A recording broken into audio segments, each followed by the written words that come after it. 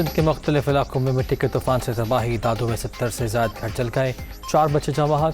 खैरपुर नाथनशाह में 100 से ज्यादा घरों में आतिशदगी, 2 बच्चियां दम तोड़ गईं, कई अफराद जख्मी।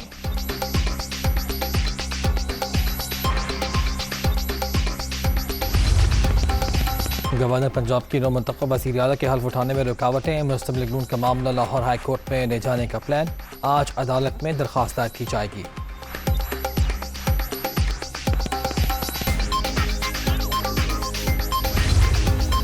पंजाब असम्बली के तमाम अफसरान बहाल। डिप्टी स्पीकर के पास मुअत्तली का इख्तियार नहीं था। दोस्त मोहम्मद मजाली के अहकामात की कोई कानूनी हैसियत नहीं।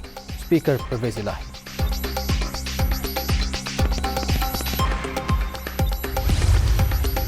पंजाब असम्बली तशद्दुद का मुकदमा दर्ज नहीं किया जा रहा। परवेज़ इलाही ने अदालत से रुजू कर लिया। पुलिस दरख्वास्त पर कार्रवाई नहीं कर रही। कोर्ट एफआईआर दर्ज करने का हुक्म दे। दरख्वास्त में इस्तदा।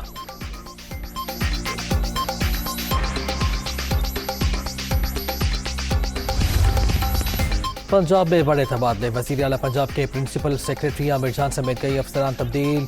साबिक़ कमिश्नर रावलपिंडी गुलजार शाह को भी ओहदे से हटा दिया गया।